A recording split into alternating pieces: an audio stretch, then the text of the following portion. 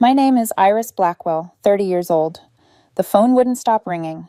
20 missed calls from the same number that had blocked me 3 days ago after calling me ugly in front of his friends and walking away, leaving me with a $200 dinner bill and a quiet, clinical ache where my heart should have been.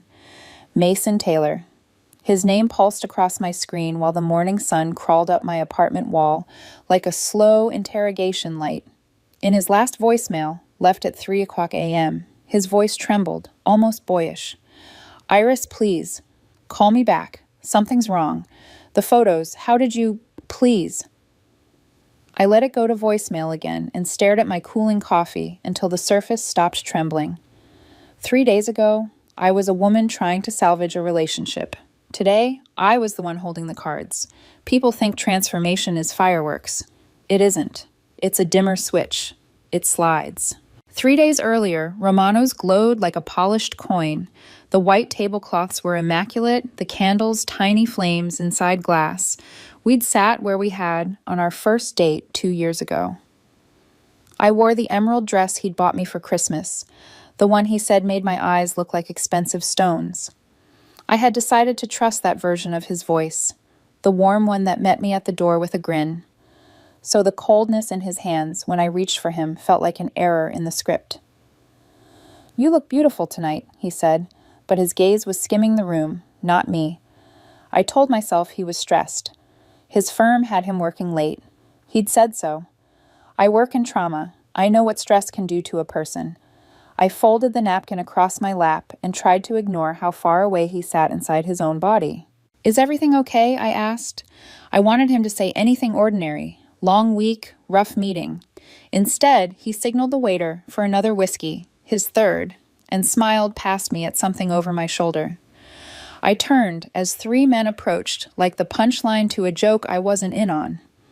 Jake, the ex-roommate with the styled hair and the smug, Trevor with the grin that always felt like a dare, Ryan, who never remembered my name but remembered his watch angles.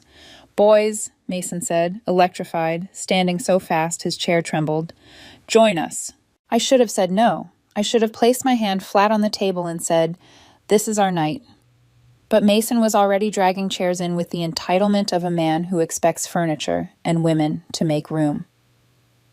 Iris, you remember the guys? He said, as if I were a receptionist holding a door. I smiled a small, social smile, the kind women are trained to carry. They sat. The conversation turned into a TV playing in a room where you're trying to sleep. Work, jokes, names I didn't know stacked like plates. Each time I reached for a thread, one of them cut it. Trevor told a story about a client's wife with a laugh that knifed down the table. Ryan lifted his glass and didn't look at me at all. Jake's eyes flicked over my dress and did something unkind. So, Mason, Trevor said at last, reclining like a king without a kingdom. When are you going to upgrade? The word landed with a thud between us. The table stilled. Mason's glass hung halfway up, haloed by the candle. What do you mean? His voice was level, the practiced neutrality of a man who's been waiting to be asked. Jake leaned in, stage whisper low and careless. Come on, you're moving up. You know what you need next. The restaurant hummed, but the sound tunneled. I could see our reflection in the window, 4 men with expensive grins, and me, a small shape, my spine too straight to be comfortable. Guys, Mason said, but his tone lacked any weight, like a string pulled taut that snaps without sound. Ryan gestured languidly around the room. Look at the caliber of women here. I felt it then, the familiar press of invisibility. I waited for Mason to laugh it off, to take my hand and make a joke so silly it disarmed the line they'd crossed. 2 years should earn you that bare decency. You know what? Mason said. His voice warmed, not with heart, but performance. You're right. Something inside me reached for a wall and didn't find one. Mason, I said, and my voice sounded as if I'd borrowed it. His eyes met mine, and I saw someone I'd met at a party once and decided to forget. Iris, this isn't working. He gestured vaguely at the air between us, as though the space were responsible. I'm moving up in the world. I need someone who fits the image. Image. The word tasted like tin. What image? I asked, though I already knew. He sighed, weary of the chore he'd assigned himself. You're a nice girl. Adequate. Adequate. Nearby cutlery stilled as if the room inhaled. He straightened, drawing courage from his court. "Let's be honest, you're not pretty enough for where I'm going." He let the sentence rest in the candlelight so it could be properly admired. Jake's smile tightened. Trevor murmured, "Harsh, but necessary." Ryan smirked at his water. My fingers curled on the linen until the edges impressed themselves into my skin. "Please," I whispered, "not here." He lifted his glass and drank the last of his whiskey like a period. "When would be a good time to tell you you're not enough?" He pushed back his chair, threw a 20 on a bill he hadn't earned, and added, as they reached the door and his courage grew with distance, "A girl like you should be grateful I lasted this long." The laughter that followed them out was bright and echoing, the kind that stays on your clothes when you get home. The waiter approached with careful sympathy, the sort people think is kindness.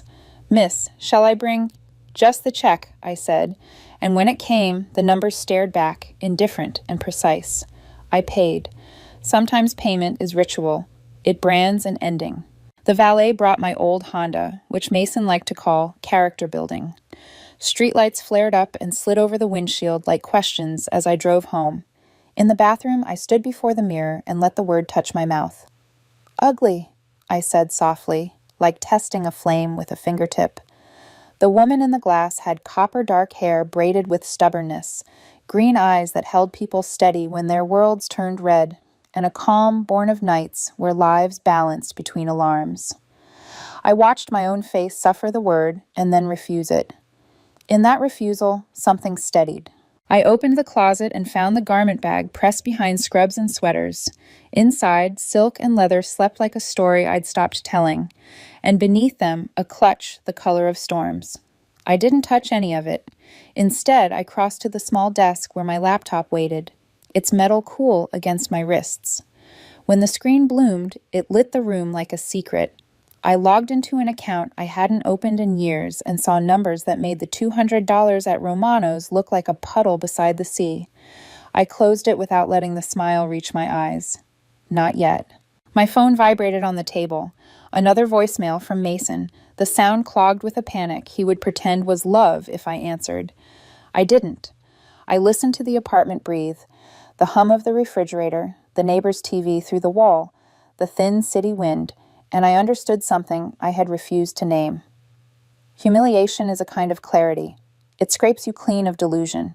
It leaves a surface you can etch a plan into. In the kitchen, the light over the sink flickered, then steadied. I remembered the first month we dated, when Mason showed up at my door with flowers pilfered from a hotel lobby and a grin that felt like a trick you want to believe in anyway. I remembered the way he'd said nurse like a compliment and a consolation prize at once. I remembered how he cataloged things, my car, my shoes, my habit of bringing home stray cats until I found them owners. I remembered how he'd said we when the bill came and you when the waiter set it down. I poured the cold coffee down the drain. It looked like blood thinned with water. The mirror in the hall caught me mid-movement, dress loosening at the shoulders, makeup blurred at the edges, jaw set in a new language. People think rage is noisy. Real rage is a silent room where a decision is made. In bed, I lay awake and let the night sort itself into chapters. One for the first date, one for the first time he corrected my story in front of his friends, one for the first time I pretended not to mind. Somewhere between midnight and 3, I understood that what he'd done at Romano's wasn't a rupture. It was a reveal. He hadn't changed. He'd only stopped acting. At 3, my phone lit the ceiling, stark and cold. "Iris," his voicemail pleaded. "Please, something's happening. Something's wrong." I didn't listen to the rest. I watched the light fade and the dark regain its ground. The wind pressed against the window and then let go. In the space that followed, I felt the dimmer switch slide to a brighter setting, not blinding, just enough to see the room as it really was. In the morning, I would put on scrubs, pin my hair back, and walk into a world where people bled honestly and thanked you for holding pressure. I would nod when Emma asked if I was okay and say, "It's just a breakup," the way people say, "just a storm," while boarding their windows. I would work.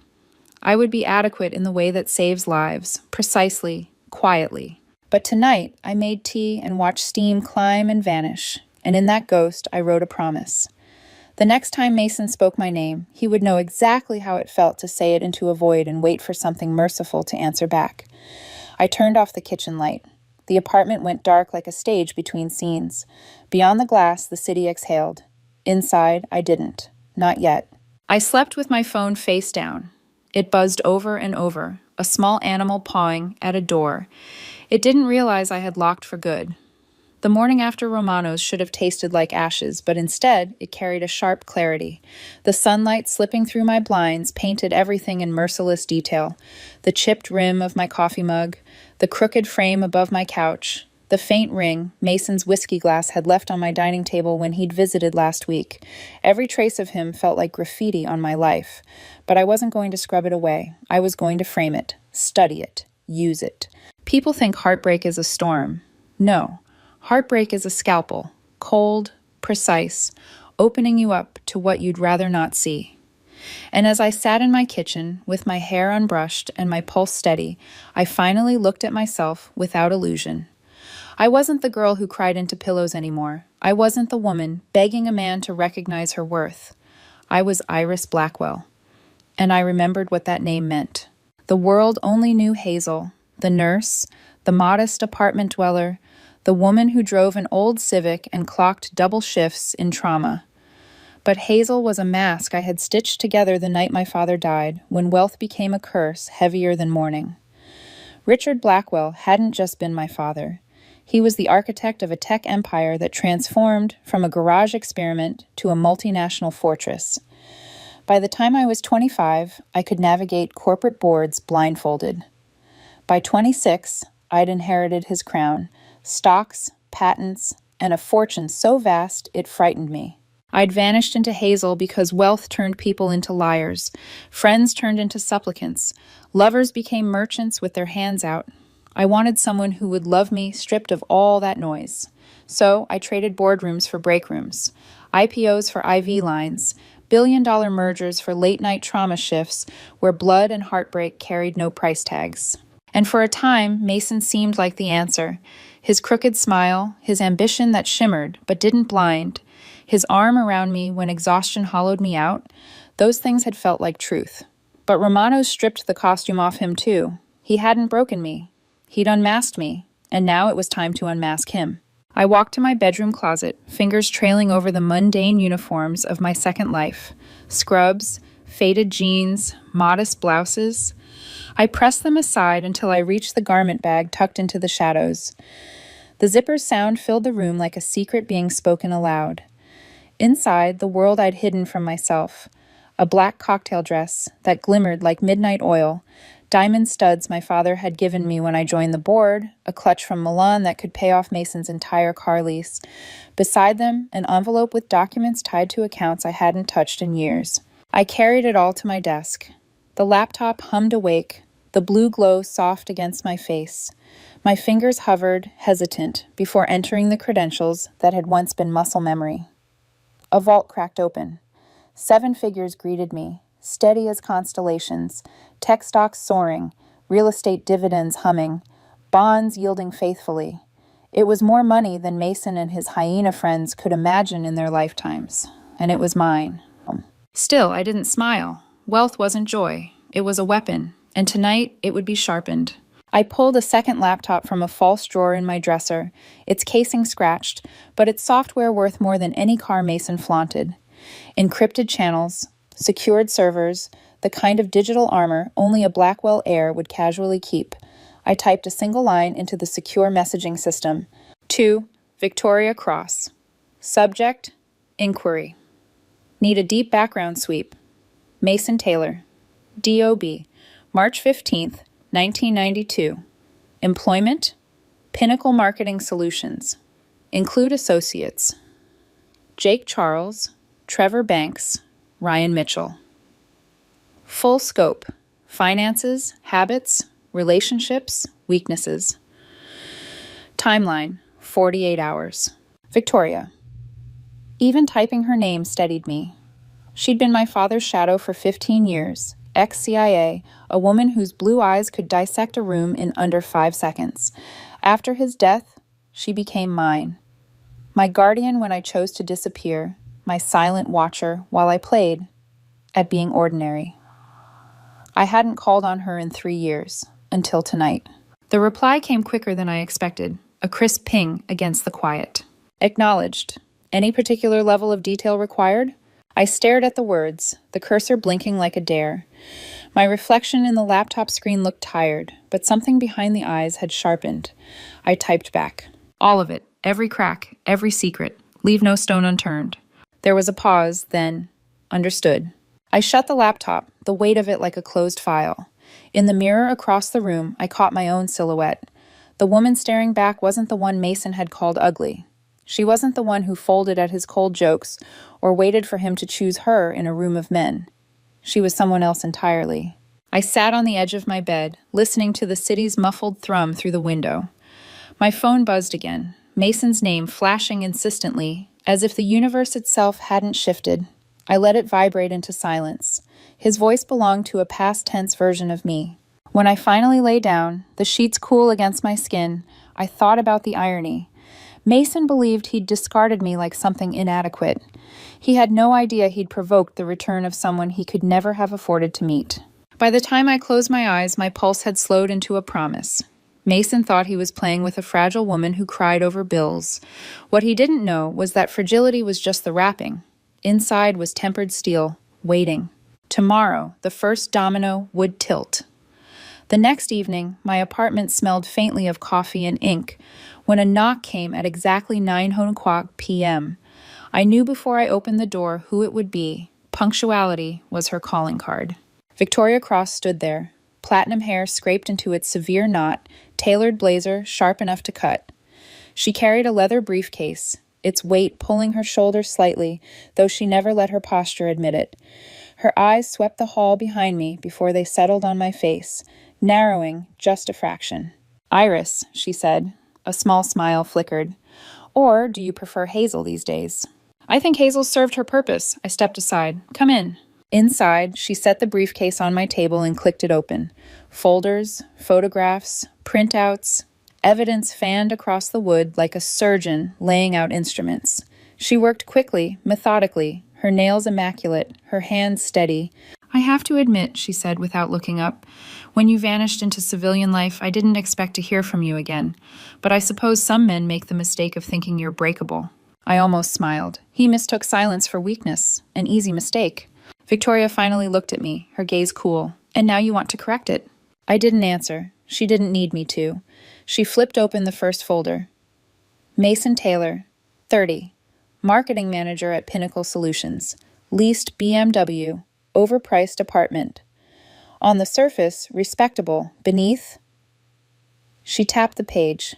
Debt, maxed cards, student loans dragging behind him like chains, rent months overdue, lifestyle, smoke and mirrors. My jaw clenched, but I gestured for her to continue. He's been dipping into client accounts, small amounts, $100 here, $200 there, clever enough to camouflage it as business expenses, but the pattern is there, about $15,000 siphoned over the past year. The company hasn't noticed yet, but when they do... She let the implication hang in the air. My heart stayed steady. What about the others? Victoria slid new files forward. Jake Charles, gambling debts in 6 figures. His creditors aren't patient men. A grainy photo showed Jake in a casino, eyes glazed, chips stacked like lifelines. Trevor Banks, she continued, is sleeping with his boss's wife. Discretion, non-existent. His career depends on her silence, and silence is rarely permanent. The third file opened to a younger face. Ryan Mitchell, juvenile record sealed at 16. Assault? Violent enough it would end his current defense contractor job if it surfaced. He's built a clearance-based career. One revelation, and it's gone. I leaned over the table, scanning the faces. Mason's smirk in his corporate headshot, Jake's hungry eyes under neon lights. Trevor caught mid-laugh in a photo outside a hotel. Ryan stiff and proper, but with shadows around the mouth. Men who believed they were untouchable. Victoria's gaze stayed on me. "So, what do you want to do with this?" I lifted one of the photos, Mason at a company event, smiling wide, hand on Trevor's shoulder. His tie was crooked, the kind of imperfection he'd mock in me, but never see in himself. I want them to understand, I said slowly, that power is a mirror. It reflects the truth, whether you like it or not. Poetic. Her tone was dry, but not dismissive. But poetry doesn't topple men. Strategy does. I placed the photo back down, aligning it neatly with the folder edges. Then strategy it is. Mason goes first. The others can follow like dominoes, each one collapsing in a chain they won't see coming until it's too late. Victoria studied me for a long moment. Are you certain? Once you tip the first, there's no pausing the sequence. They'll be ruined, completely. Her warning pressed into the air, heavy as a confession booth. I thought about Romano's, the candles flickering, the laughter echoing, Mason's voice rising over mine. A girl like you should be grateful. Yes, I said simply. Victoria's smile was small, sharp. Then let's begin. We mapped it out across the table, timelines, vulnerabilities, who to whisper to, and when. Mason's embezzlement would be revealed first, disguised as routine audit findings. JK's creditors could be nudged into calling in his debts all at once. Trevor's affair could slip into the wrong ears. Ryan's sealed record could find itself unsealed just enough to matter.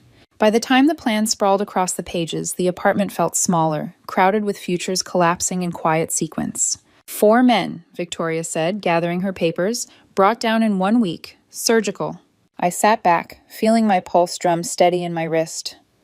They thought humiliation was entertainment. I met her eyes. Now it's their turn to be the show. Victoria snapped her briefcase shut. Very well. The first domino falls Tuesday. Be ready. After she left, I stood at the window. The city below me, a grid of lights and restless shadows. Somewhere out there, Mason was nursing another whiskey, laughing with men who thought cruelty was sport. He still believed I was powerless, the kind of woman who would cry herself to sleep and eventually forgive. He was wrong. Power isn't in the shout, the spectacle, the easy cruelty of a man at a dinner table. It's in silence, in patience, in the ability to choose when to strike and when to watch. And I had been watching for far too long. The room hummed with quiet certainty. The clock ticked. Outside, a siren wailed and faded. I pressed my hand flat against the glass, feeling the cool certainty of it. By next week, Mason Taylor would know what it meant to have the ground pulled out from under him. He would understand what it felt like to be powerless, ridiculed, discarded. Only then, maybe, would he recognize the face of the woman he had tried to bury under the word adequate. Tuesday arrived like any other.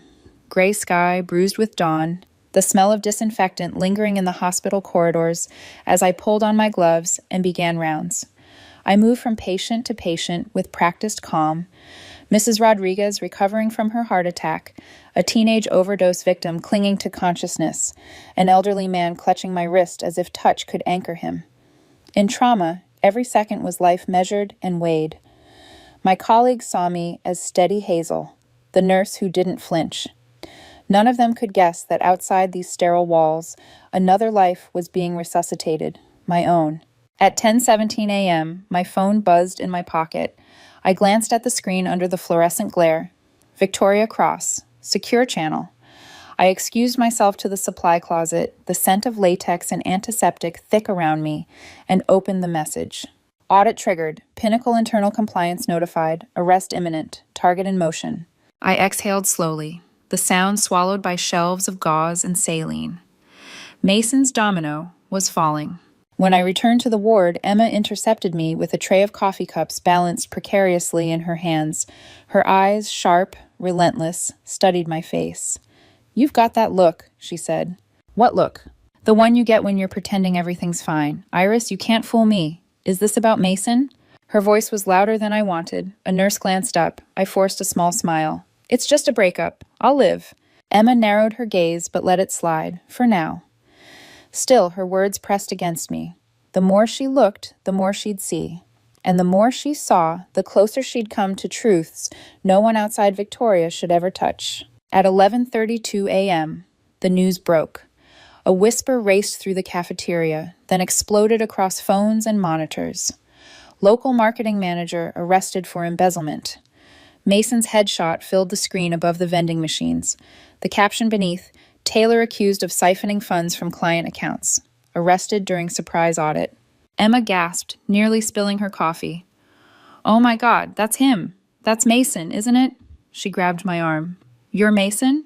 I kept my hand steady, folding gauze into a neat square. "Yes." Her jaw fell open. "I knew he was a jerk, but a criminal? Iris, that's insane. What are the odds?"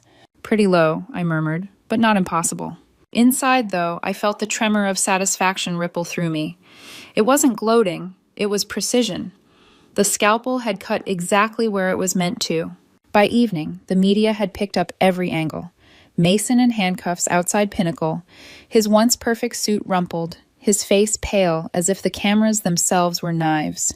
His colleagues stared from the building windows, mouths tight with shock and schadenfreude. The photo flooded social media, captions brutal, hashtags merciless. At 6:04 p.m., my phone rang. Mason. I let it ring until the voicemail icon appeared. His voice, frantic, leaked through the speaker when I finally pressed play. "Iris, please, you have to help me. They're saying I stole money. I didn't, not really. It's blown out of proportion. You know me. You know I wouldn't." His breath cracked into a sob. "Please, Iris, answer me." I pressed delete. His pleas were just echoes against the steel rising in me. But later that night, alone in the apartment, I sat by the window and listened to the city murmur. I wasn't immune to the pull of memory. I remembered Mason cooking me pasta at midnight, flour on his cheek, humming a song out of tune. I remembered his hand in mine during a power outage, the candlelight softening his edges. Those fragments tugged at me like ghosts. For a moment, I almost wondered, was this justice or cruelty? Then I remembered Romano's, the laughter, the way he'd looked at me like rot on his shoe. The ghosts went silent. The next morning, Emma shoved a newspaper at me in the staff lounge. Mason's face was splashed across the front page. "Iris, he's finished," she said, eyes blazing. "Tell me you don't miss him. Tell me you're not still—" "I don't," I said firmly, too quickly. She tilted her head, suspicion flickering. "You're planning something. I can see it. That look in your eyes. It's the same one you had when you uncovered Dr. Kingston stealing meds from the supply closet." I forced a laugh, brittle around the edges. "Emma, you've been watching too many crime shows." She leaned closer, lowering her voice. "Promise me you won't do anything reckless. Please." I touched her hand, steadying her worry with a practiced nurse's calm. "I promise." But inside, promises meant nothing. The dominoes had only begun to fall. That evening, my phone buzzed again. Mason's voice cracked through the voicemail. "They fired me. I need a lawyer, Iris. I can't afford one. Please. I'm begging you. You're the only person I can trust." His desperation tasted like symmetry. 3 nights ago, he'd told me I wasn't enough. Tonight, I was the only one left. I closed my eyes, leaned back in my chair, and let the irony warm me like firelight. The first domino had fallen. 3 more waited, trembling. And when they toppled, Mason would know this wasn't bad luck or fate. This was justice, measured out by the woman he'd thought too small to matter. By midweek, the paper trail had a rhythm. One headline after another, each a metronome marking the collapse of a life they'd assumed was indestructible. I learned to hold 2 worlds at once, the sterile choreography of trauma nursing by day and the slow, surgical unspooling of reputations by night. They were opposites that somehow fit inside me without friction, one hand steady in a patient's chest, the other writing the notes that would make careers unravel. Wednesday morning started with the usual, vitals, triage, the soft, frightened conversations that live in corners of hospitals. I tied my hair back, pulled on gloves, and moved through the unit like a wind through trees. Mrs. Rodriguez smiled at me because she trusted the world when she trusted a nurse. A construction worker coughed up metal and blood and curse words, and I soothed, hissed pain into instructions. Each life I touched required a kind of mercy I had decided long ago to give freely. Outside, mercy was a currency that could be traded. Here, it was a simple, clean necessity. At 9:12 a.m., my secure line pinged, with another note from Victoria. Ryan Mitchell, clearance revoked, employer notified, sealed juvenile record surfaced via third-party check, loss of position imminent. The words were precise, almost polite. A piece slid from the inner circle, and the pattern drew another ugly shape. I went to lunch with Emma under fluorescent lights that couldn't hide the strain in her face. She watched me like a hawk. You need to stop pretending, she said, half teasing, half pleading, stirring her coffee like an anxious metronome. You're not okay, Iris. Spill. I should have lied. I should have said, it's court stuff. I'm fine. Instead, I said, Ryan lost his clearance. A sealed record surfaced. The spoon clacked against the mug as if to punctuate the sentence. Her face shifted from curiosity to shock. Jesus. The kid from the firm? The one who never looked you in the eye? That's brutal. She looked at me, searching the line between my eyes and my mouth. Who would do that? Someone with a grudge? She sounded worried for the men, and strangely, for me. Someone who doesn't love being humiliated doesn't always enjoy dishing it out, I said. The words surprised me with their coldness. Emma's brow furrowed. Iris, this is getting dangerous. You can't be playing God. There it was. The phrasing I had been trying to avoid. Promise me you'll step back. I squeezed her hand, feeling the small tremor of loyalty. I promise, I murmured, knowing the way I had already broken that vow inside my head. Back on the floor, a teenager's mother wept in a corner while I adjusted an IV line and kept a stern voice for a frightened child. Mercy. It stayed. It didn't vanish because of headlines. In the same afternoon, while I stitched a lacerated scalp, Victoria's updates came like clockwork. Trevor's affair had exploded into an expensive public scene, a vase hurled at an upscale restaurant, surveillance photos, an outraged spouse with a social media account ready to burn. Jake's creditors had cut him off and called in his loans. When collectors moved, his house and car were exposed as leverageless, and in panic he'd tried to divert company funds, an act clumsy enough to get him caught within hours. I watched the dominoes in a different mirror. Television in the staff lounge blared the same images. Trevor drenched in flowers and water, Jake in handcuffs, Ryan's professional picture pixelated beneath a banner of scandal. Nurses murmured around the coffee pot, voices low, speculative. They asked me, "Did you know any of them?" I shrugged with the practiced nonchalance of someone who'd been asked the same question about an ex 100 times. But everything's small in me.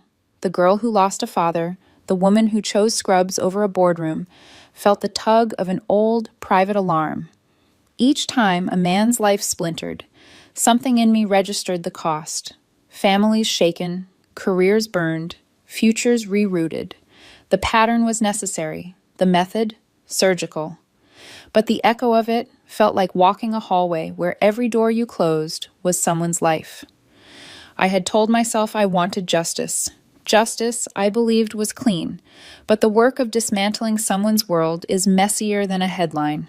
That evening, Mason called twice and left a third, breathless, slurred voicemail that sounded small and lost. Iris, he said, voice raw. This is bad. My phone's blowing up. They said I embezzled. I don't know what to do. I could hear him inhale and fill the silence with the kind of plea I'd once found disarming. I could have answered. I could have told him to get a lawyer, offered a plate of sympathy. He had once meant something to me, not because of who he was, but because of who he pretended to be. Instead, I sat in the quiet dim of my apartment and opened a photo album on my laptop from years ago. A night when Mason had been tender, when laughter felt easy and hope looked like a future. I watched the younger versions of us and felt a tug that surprised me. It was possible to remember love and still want justice. It was possible to carry the memory of kindness and still choose not to reward cruelty. Word spread quickly that Jake had tried to cook the books and failed. Trevor's life unspooled on social media, and his wife filed for divorce within days. Ryan's anonymity had been exposed in a routine security sweep, a mistake that no longer served him. The men called me from payphones and blocked numbers, from jail cells and borrowed cell phones. They left messages that trembled between anger and pleading. Each call was its own small confession. Each message was a recognition that someone had touched a part of their identity and squeezed until it could not breathe. Emma's eyes began to look at me differently, like someone noticing a thin sheen of blood on their hands after helping a stranger. "You were in on this," she said one night after a double shift, the accusation softer than gossip but sharp as glass. I could have told her everything, the money, Victoria, the plan, but I couldn't let the map of my life be unfolded across a cafe table. "I'm not," I said, and the word tasted like a lie I almost believed. She didn't push. Loyalty is complicated. She made dinner for the two of us and told stories to keep the night light. Yet I watched her often from the doorway, her eyebrows knitting in worry, her jaw tight when she thought no one watched. She was the rare friend who could see through my constructed hazel and wonder if the person she had loved for who she was still existed beneath the couture and the quiet maneuvers. I began to have dreams, fragments of Mason's laughter, spliced with shards of headlines. In the dream, he stood under Romano's chandelier and choked on a plate of his own pride. I woke with my palms slick, the rush of the unconscious asking the same hard question. What had I become in the space between betrayal and revenge? I answered the question in the hospital the next day when a child stopped breathing at triage and the world narrowed again to hands and training and breath. I leaned over the tiny chest, pressed the rhythm into life, and felt a fierce clarity wash through me. Mercy in that moment was not a negotiation. It was an act of service that required no ledger. Outside the unit, lives crumbled. Inside, I mended lungs and coaxed heartbeats. Both were true. Both were necessary. By the end of the week, Jake was in custody, Trevor's marriage was in tatters, Ryan's career had evaporated, and Mason's jail calls grew thin and frantic. The echoes of their downfall reverberated into the corners of my life. The line between justice and vengeance blurred only for an instant before I straightened it with a careful breath. I had told myself the point was to stop men who thought cruelty was entertainment. The point, I insisted, was not to enjoy watching them fall. Though the truth of my satisfaction was a thorn that caught and pricked more often than I wanted to admit. Emma caught my eye over a chaotic shift one night and mouthed the single, fragile word, "Okay?" I gave the smallest nod I could and returned to the patient who needed me. My hands were steady. My conscience moved like a slow, tempered blade behind them, a constant reminder that power must be measured, that consequences must be deliberate. The collapse of the inner circle was surgical and brutal. It worked. But it left a residue, a fine dust that settled on my skin and would not be brushed away. I was winning. The public would call it justice, and sometimes, late at night, my own voice would whisper that in stripping them down, I had lost a small part of what I had set out to protect. By Saturday morning, Mason's world had shrunk to a series of desperate phone calls and the sound of laughter that wasn't his. The first call came at 6:00 a.m., my phone vibrating across the nightstand like a trapped insect. His voice cracked through the voicemail before I was even fully awake. "Iris, thank God. Please answer. They arrested me. Pinnacle fired me. I need help. A lawyer. Anything. You know me. You know I'm not a thief. Please." I let it play while the sun carved slow gold lines across my bedroom wall. His words felt rehearsed, desperate, half-truths bent into pleas. The kind of voice he might have used as a child to escape punishment, except this time there was no mother to cover his mistakes, only me, and I wasn't playing that role anymore. By mid-morning, the second domino had been pushed. Victoria's text was short, sharp, clinical. Mitchell's clearance revoked. Dismissal official. Panic set in. I sat in the hospital cafeteria with Emma, who pushed her salad around with her fork, eyes on me, more than the food. "Did you see the news?" she asked, her voice low. "Ryan Mitchell. Clearance gone. Career over. This week has been insane." I kept my face neutral, sipping coffee that tasted like cardboard. It does seem like bad luck's circling the same group of people. Emma studied me, brow furrowing. "Luck doesn't work like that. Not this precise, not this cruel. Iris, are you sure you don't know something?" Her voice carried more suspicion than concern now. I forced a smile, light and casual. "Emma, if I had the power to collapse men like dominoes, don't you think I'd be living differently?" She didn't laugh. That worried me more than any headline. By Wednesday, Trevor's life detonated in public. A gossip column caught the moment his boss's wife hurled a vase at him in a crowded restaurant, roses and water splashing across his designer suit. Cameras clicked. The photo was everywhere within hours. Trevor caught mid-shock, mid-shame. The next day, he was unemployed and homeless. His mistress gone, his marriage in shreds. Victoria's message carried a wry note. Collateral damage accepted, banks neutralized. I closed the phone and turned back to a patient chart, my pen scratching calmly while inside me, something twisted. Trevor deserved the fall. They all did. But watching the destruction ripple outward, the wife's fury, the employees whispering, it reminded me that revenge was never surgical, no matter how precise the blade. It always cut deeper than intended. Thursday morning, Jake's collapse followed. His gambling debts called in simultaneously, his desperation clawing him toward theft. He tried to siphon money from his own company's accounts. Clumsy, predictable. He was caught before noon, the cuffs digging into his wrists by the evening news. 4 men, 4 ruins. That night, Mason called again. His voice trembled like a building about to collapse. "Iris, something's happening. It's not just me. It's Jake, Trevor, Ryan. We're all going down one by one. It feels orchestrated." His breath hitched. "Someone's targeting us. Someone with power. Could it be your family? Didn't you say once they had money, connections?" I pressed the phone tighter to my ear, a smile ghosting across my lips. His intuition brushed close to the truth but missed the mark entirely. "Mason, you're being paranoid," I said softly when I finally answered. "Sometimes bad things happen all at once." "You don't believe that," he whispered. "Maybe not," I admitted, "but maybe you should ask yourself why it's all happening to you." There was silence on the line, heavy, cracking. Then he whispered, "I need you, Iris. You're the only one I can trust." Once, those words would have broken me. Now, they sounded like the opening lines of a confession I didn't need to hear. After I hung up, I walked to the window and pressed my palm against the glass. The city sprawled below me, indifferent, glittering. Somewhere out there, Mason was pacing a cramped apartment, his arrogance draining out of him with every call unreturned. He still thought I was the woman he'd humiliated, the nurse barely making rent, the adequate girlfriend grateful for scraps of attention. He had no idea he was speaking to the ghost of that woman, no idea that the real Iris Blackwell had been awake the whole time, waiting for the moment he slipped.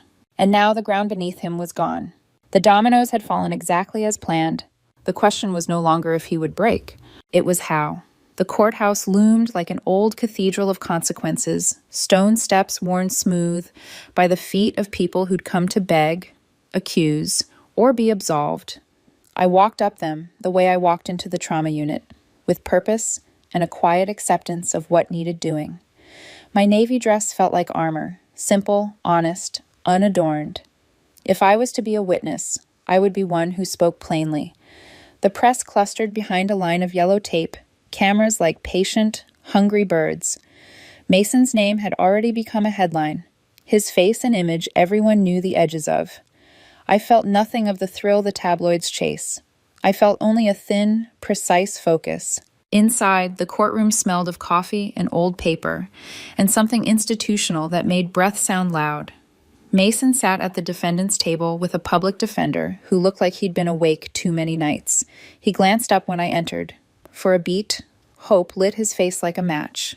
It was a ridiculous hope in a man reduced to pleading. He mouthed something brief, "Thank you," and I answered only with a measured nod. When the judge called for character witnesses, the courtroom shifted in expectation. Mason had been dialing the past few days, leaving voicemails that read like prayers. He had counted on one of them to save him. He had counted on me, of all people, to perform the softest kind of mercy. I rose when my name was called. "Your Honor, I would like to speak on behalf of the defendant," I said, and my voice carried without strain. I could feel people searching my face, the TV reporters in the gallery, the elderly couple in tweed who'd come for the human drama, the sheriff with his coffee cup. Mason looked at me like a man seeing an unmade promise for the first time. "State your name in relationship to the defendant," the clerk said. "My name is Iris Blackwell," I said, the syllables deliberate. "I was Mr. Mason Taylor's girlfriend for 2 years." A ripple of surprise moved through the gallery like wind over water. Mason's lip trembled, his hope sharpened into a raw animal look. He mouthed, "Please." The attorney's questions were predictable.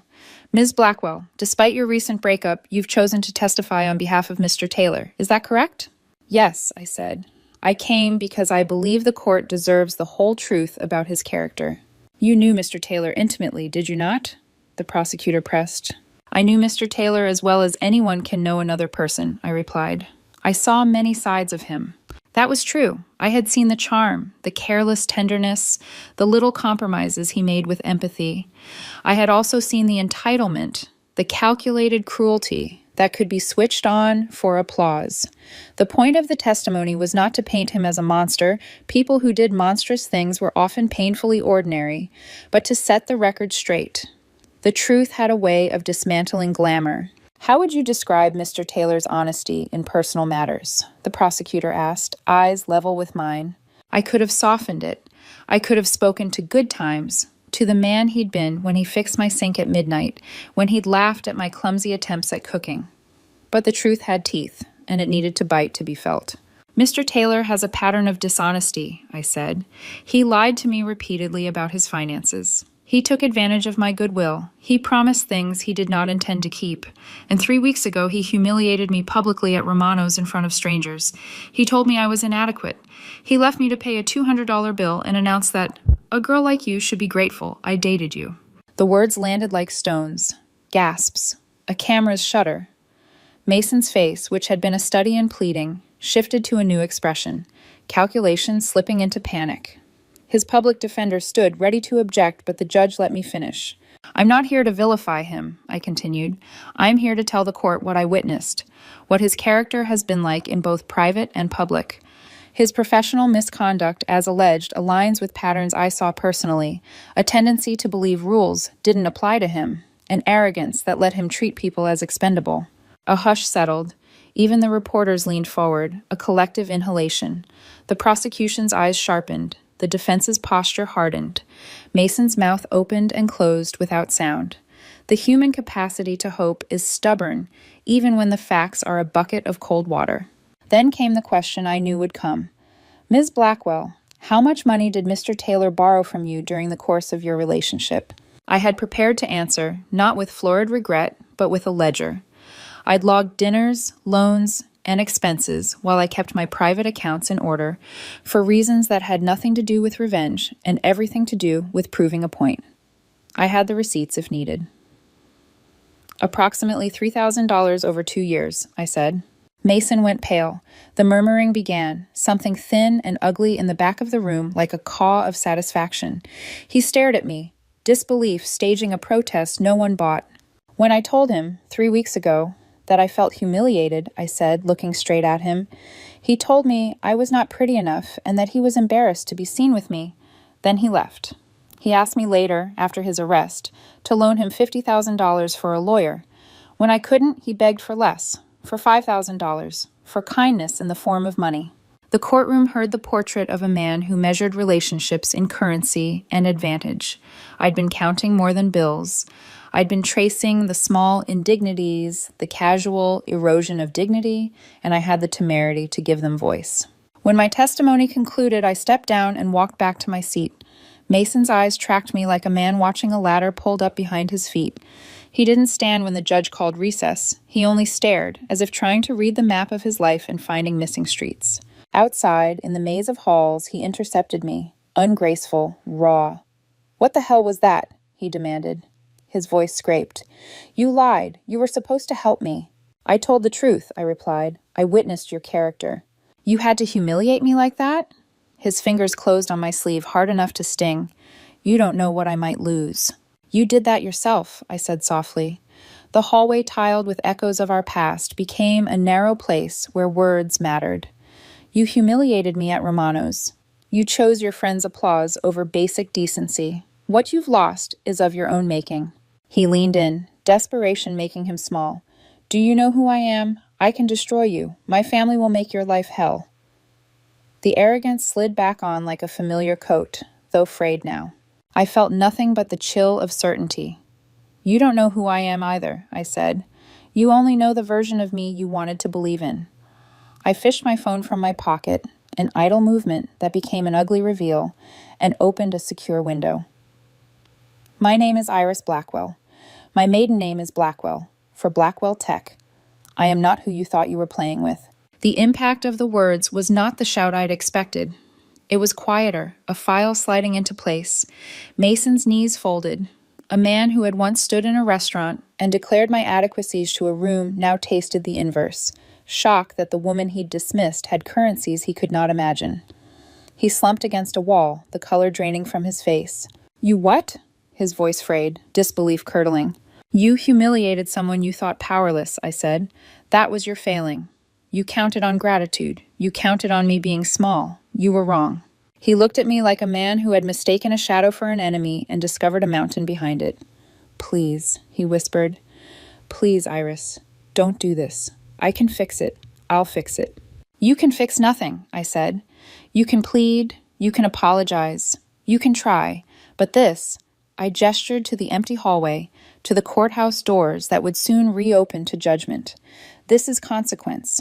I am not here to break you for pleasure. I am here because I will not let cruelty masquerade as entertainment. He sagged to the floor on a plastic courthouse bench, forehead in his hands, the desperate man of voicemails transmuted into a boy in need. I watched him, and for one sharp instant I imagined mercy, what it would feel like to change course and smooth the edges of a man's ruin. I remembered the tenderness of his hands at midnight, the way he had once hummed through a recipe. But mercy, I knew now, was a decision that had to be earned. It wasn't a default setting. The recess ended. I returned to the courtroom where the air felt different, thicker, charged. My testimony hung between people like an answered bell. I sat back down and heard the judge call the court to order. The machinery of justice turned forward, indifferent to the private catalog of pain that had led us here. When the hearing concluded days later with Mason's sentence pronounced, I was back on the hospital floor. A man needed CPR, and the world required me in ways this marble room could not. But in the quiet moments between patients, I felt the echo of that hallway. A man brought face to face with the consequences of his choices, and a woman who had spoken truth into a room that expected softness and received steel instead. Outside the courthouse, Mason's name joined the chorus of scandalized headlines. Inside me, a different sound had settled, something like the quiet closing of a door that had been left unlocked for too long. I had revealed myself, not to humiliate for sport, but to make sure the scale tipped back toward honesty. The cost was complicated. The result was unavoidable. As I moved through the shift that evening, washing hands, adjusting tubes, telling a frightened family that their son would be okay for now, I understood the work ahead. Truth can mend, but it also leaves scars. Justice may be necessary, but mercy, if it ever comes, must be deliberate. Mason would learn to be small. Whether he would learn to be better was not a lesson I could force. I had only provided the mirror. I left the hospital that night with my hands smelled of antiseptic and my head crowded with faces. Outside, the city blinked. Somewhere in a cell or in some small borrowed bed, Mason Taylor was reckoning with the life he'd insisted upon. I let the thought sit like a stone in my palm, heavy and cold, and then I put it in my pocket and walked home. Mason Taylor was sentenced to 18 months in federal prison. I wasn't in the courtroom when the gavel fell. I was bent over a gurney with Dr. Thompson, stabilizing a young man whose motorcycle had lost a fight with asphalt. The beep of monitors drowned out every other sound, but later, Victoria's message came through like a gunshot in the silence of my locker room. Package delivered, target acquired, mission accomplished. I sat there on the bench, sweat cooling on my neck, staring at the words until they blurred. Mason was behind bars. His friends had scattered into ruin. Gambling debts, shattered careers, broken marriages. The circle of arrogance that had laughed over my humiliation at Romano's was now nothing but cautionary tales. And yet, instead of triumph, I felt the strange hush of aftermath. Victory has its own silence. That night, in my apartment, I poured myself a glass of wine and turned the stem slowly between my fingers. The city outside glittered with the indifference of neon, and I thought of Mason, of the voicemail he'd left the night before sentencing, raw, cracked, stripped of arrogance. I'm sorry. I'm so, expletive, sorry. Iris, please, don't let me disappear in here. I hadn't answered. Mercy, I reminded myself, was not something you owed to someone who had turned your life into a public circus. Mercy was a decision reserved for those who proved themselves worthy of it. And yet I had made arrangements. 2 quiet donations to the prison board, routed through charities no one would trace. Enough to secure him a private cell, away from predators. Enough to guarantee access to books, medical care, education programs. He would still wear gray. He would still hear the slam of bars every night. But he would live, and he would be forced to think. When I told Victoria, her expression didn't flicker. You're giving him comfort, she said flatly. I'm giving him space, I corrected. Space to reckon. Space to understand what powerlessness feels like. If he learns something in there, good. If not, he'll still serve every day he earned. She studied me, her ice blue eyes narrowing. Mercy is a dangerous habit, Iris. It has a way of coming back to bite. Maybe, I said, sipping my wine. Or maybe it's the sharpest blade in my hand. Weeks blurred. Hospital shifts consumed my days, steady and grounding. But at night, when the apartment was still, Mason's presence lingered like a ghost. Then, 2 months into his sentence, a letter arrived. The envelope was thin, the paper cheap, the handwriting blocky and deliberate. Dear Iris, I don't know if you'll read this, but I have to write it. I was wrong about everything. Wrong about you, wrong about myself. I've had time to think, too much time, and I see what I was. A thief, a liar, a coward. I thought humiliation was entertainment. I thought I was untouchable. Now I count hours in concrete and steel, and I understand what it feels like to be nothing. You gave me that lesson. Maybe you saved me. I don't expect forgiveness. I don't deserve it. But thank you for not destroying me completely, for leaving me space to still be human. I'm sorry. I read it 3 times, the words shaky in places as if his hand had faltered. He hadn't asked for money. He hadn't begged for a lawyer. He hadn't even asked for me to respond. It wasn't manipulation. It was confession. For the first time since Romano's, I let myself cry. Not for him, for the version of myself that had once loved him, for the woman who had believed in his smile, for the nurse who had thought being adequate was enough to hold a man's loyalty. She was gone now. But I owed her grief. I folded the letter carefully, slid it back into its envelope, and tucked it into the garment bag with the black cocktail dress and the diamond studs, a relic of a different war. That night, as I turned off the lights and walked into the dark, I whispered to the silence, "This is not your ending, Mason. This is your sentence." And for the first time in weeks, I slept without dreaming of Romano's. 6 months into Mason's sentence, another letter arrived. The handwriting was tighter this time, more controlled, as though he'd learned that even words required discipline. The envelope smelled faintly of bleach and prison ink. I held it for a full day before opening it, afraid of what might spill out. Not his pleas, but my own reaction. Dear Iris, I know you don't owe me another thought, but I need you to know what this place has done. The first weeks were rage.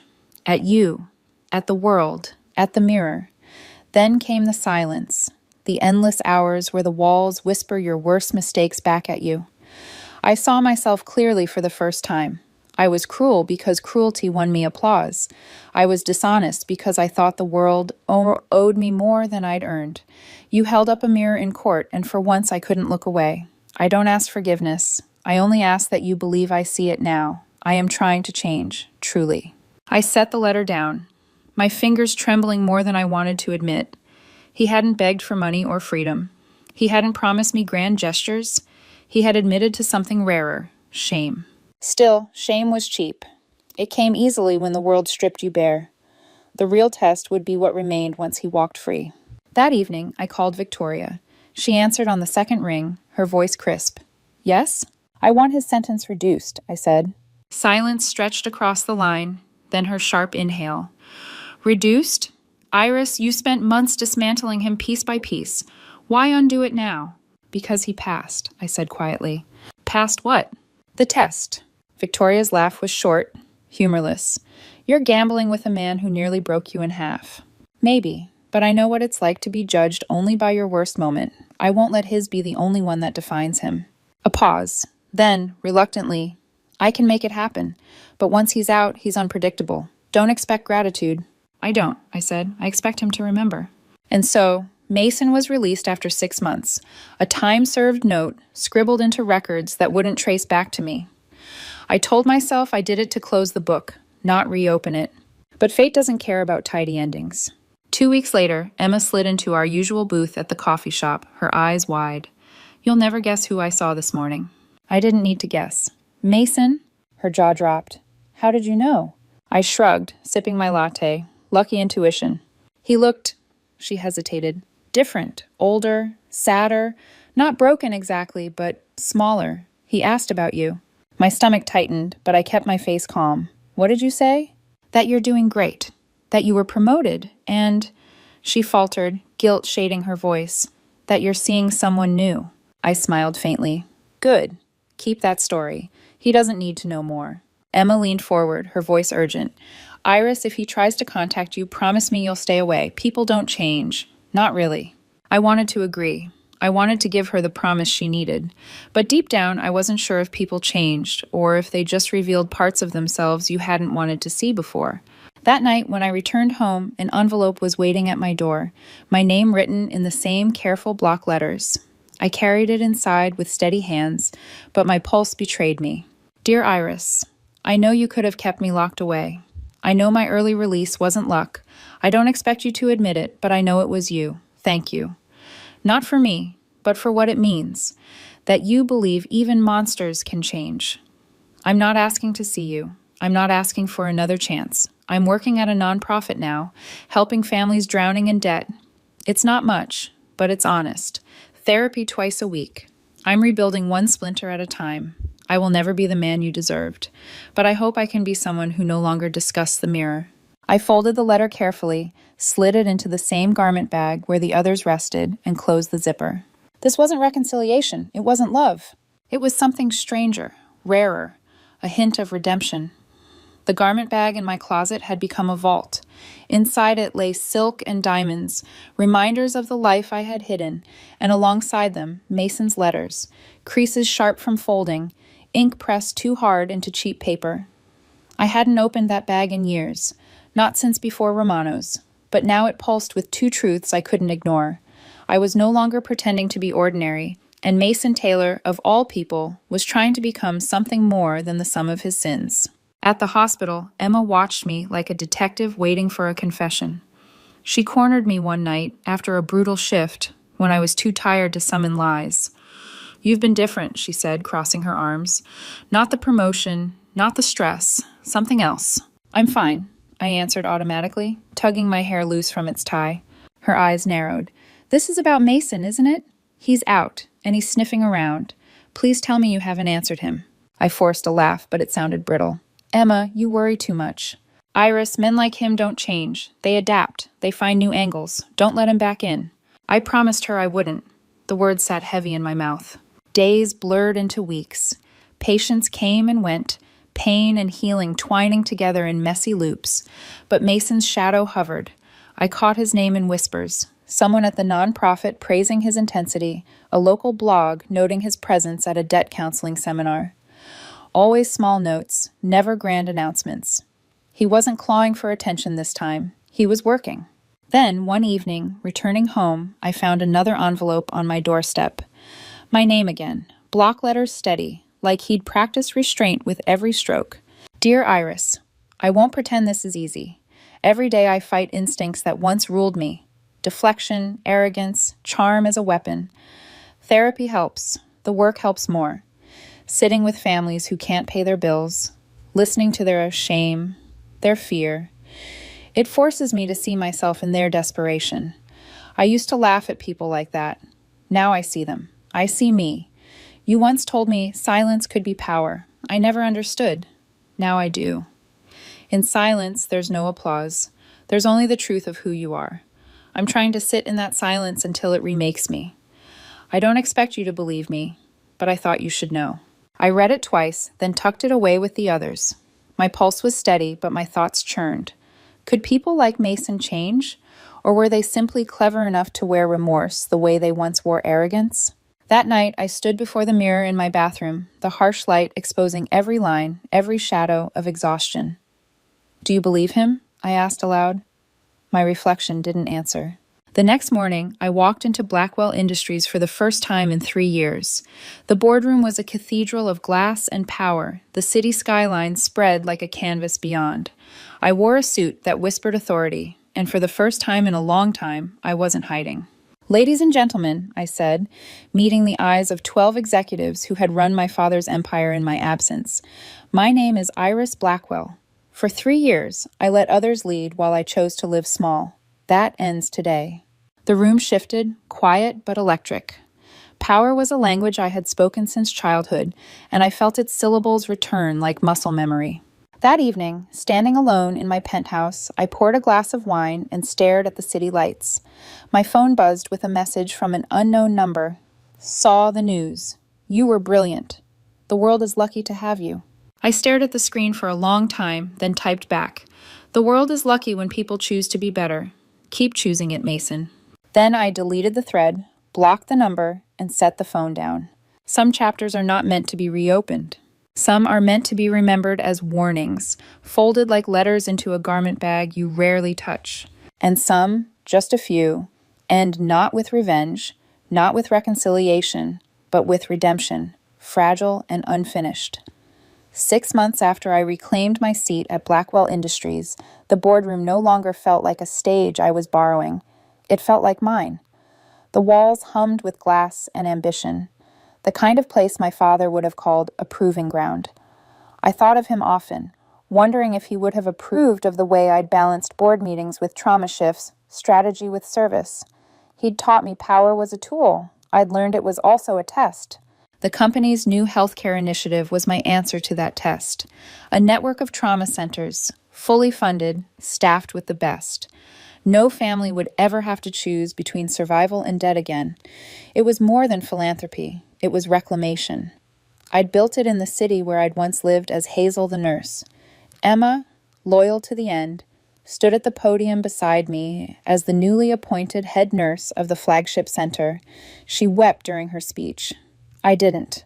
My eyes burned, but my tears had been spent long ago in smaller rooms for smaller pains.